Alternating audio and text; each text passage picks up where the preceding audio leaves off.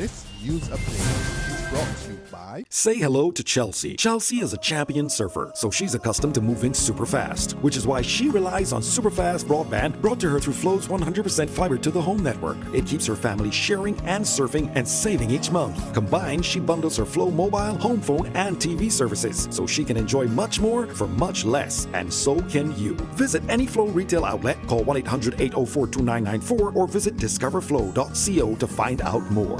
One-of-a-kind connection. This is how we flow. It's Tuesday, October the 4th, 2016, and this is your Barbados Today Morning News Update. I'm Emmanuel Joseph. Thanks for joining us. It's wrong. That is what Opposition Leader Mia Mottley thinks of the actions of some members of Prime Minister Francis Stewart's cabinet who part with convention by operating businesses while being senior ministers responsible for controlling government policy. While addressing a BLP candidate nomination meeting at St. Michael's School Sunday night for the St. Michael's South Central constituency, Mottley led a stinging attack on Minister of Agriculture, Food, Fisheries and Water Resource Management, Dr. David Eswick, who owns a bar, Hoodies, in 6 Rows, St. Philip, and Minister of Labour, Dr. Esther Bayasuku, who runs a medical practice, accusing them of dismissing the covenant established by her party when it was in government. However, she reserved her most brotherly scornful rebuke for Minister of Housing Dennis Kelman, who last Wednesday kept his Moontown hardware open in defense of a national shutdown during the passage of then tropical storm Matthew. I deplore the actions of the Minister of Housing Dennis Kelman for opening his business at the very time that the Attorney General was seeking to do the right thing by asking people to observe the national shutdown, because what is at risk is ultimately people's lives. Now, you may never have perfection, but what you must never have is a person sitting in the same cabinet next to him and next to the acting Prime Minister being the first out of the wicket to break the request for there to be a national shutdown. It is wrong. And we say it every day in our households. Adults must set examples for children. Ministers must set examples for the population. As the pileup of garbage reaches tipping point, the state-run agency responsible for waste collection here and private waste haulers have agreed on a scheme to improve the island's waste collection. The plan was devised during a high-level meeting yesterday between the Sanitation Service Authority and representatives of private haulers. A person with intimate knowledge of the proposal told Barbados Today that the SSA's decision to outsource its garbage collection to the private haulers stemmed from a meeting chaired by Prime Minister Francis Stewart early last month and attended by Minister of Environment and Drainage Dr. Dennis Lowe, Minister of Finance Chris Sinclair, and the haulers. At that meeting, Stewart had instructed the SSA to meet with the haulers and to come up with a plan. While no agreement has yet been signed, the plan proposes a 6-month contract during which skip, compactor and lorry loader services would be provided by the private haulers to complement the SSA's existing fleet of trucks and enhance its collection program. Barbadians studying in Cuba are receiving regular updates and are following the directives of Cuba's civil defense authorities to assure their safety during the passage of Hurricane Matthew. Chargé d'Affaires at the Barbados Embassy in Cuba, Donna Ford, reported yesterday that a total of 17 Barbadian students were currently studying in Cuba, including 8 in the eastern provinces of Guantanamo, Santiago de Cuba, and Las Tunas. She also said 3 students who resided off campus were ordered back to their universities and had complied with the order. In sports now, legendary Pakistan fast bowler Waqar Younis believes Kieron Pollard is hurting West Indies team morale with his lackadaisical approach and should be axed for tomorrow's final one-day international against Pakistan. Speaking in his role as a television analyst following the second ODI on Sunday, Walker said the big-hitting all-rounder did not even try as the Caribbean side slid to a 59-run defeat in pursuit of an imposing 3-3-8 for victory at Sharjah.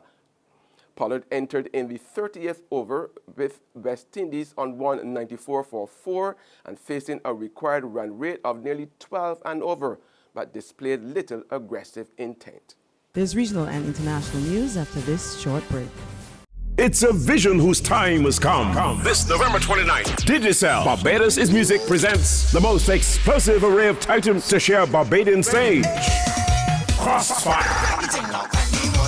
Coalition, and Square One will descend upon Kensington Oval for the independent show that will be talked about for the next 50 years. Get your $80 tickets at all advertised box offices. New Look Boutique, Digicel Store at the Costa Mall, Praxis Clothing Store, Play Deli, NB Music Supply Sheraton, Emerald City, Rubis Wildy, Eddie's Fight Sound, Upbeat Warrens and Sky Mall, and Ticketpal.com. Follow us on Instagram and Facebook at Barbados' Music or call 832-0246 for more information. Digicel, Barbados is Music is sponsored by Remy Martin 1738, Douglas Hill Wines 98.1, The One, Banks, and Digicel. In regional news now, 30 ranks of the Guyana Police Force have been fired, while an additional 10 have been transferred to other policing districts as dirty cops continue to meet their Waterloo. More in just HGPTV report.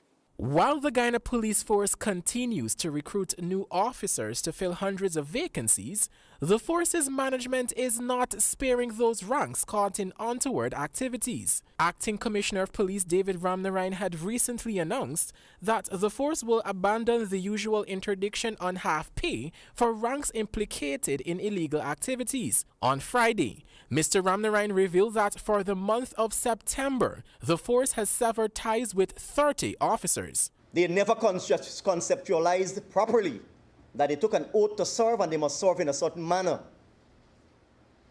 They never understood that the public that they chose to serve did not take an oath, that they took an oath and they wear a uniform, or they wore a uniform. So we had to let them go. The ranks were dismissed for offenses ranging from corrupt transactions to simple larceny involving violence. The acting commissioner says this is becoming a major concern for the force's management.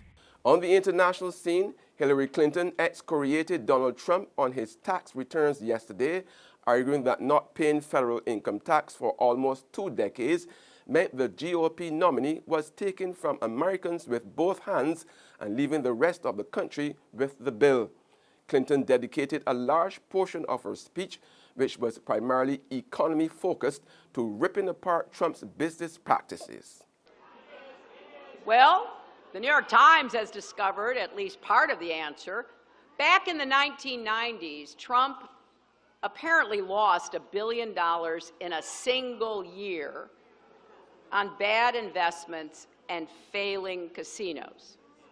Now, how anybody can lose $1, let alone $1 billion, in the casino industry is kind of beyond me, right? But as a result, it doesn't look like he paid a dime of federal income tax for almost 2 decades. Now, while millions of American families, including mine and yours, were working hard, paying our fair share, it seems he was contributing nothing.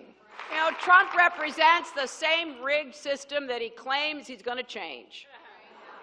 The whole story tells us everything we need to know about how Trump does business. After he made all those bad bets and lost all that money, he didn't lift a finger to help and protect his employees. In other words, Trump was taking from America with both hands and leaving the rest of us with the bill. That's news and sports, but for the very latest, visit our website at www.barbadostoday.bb. Also subscribe to our e-paper email updates and like us on Facebook. We're also on Izumi Media in bus terminals or screenplay at supermarkets and gas stations near you, as well as Channel 99 on Flow TV and Mix 96.9 FM. I'm Emmanuel Joseph. Have a fantastic day.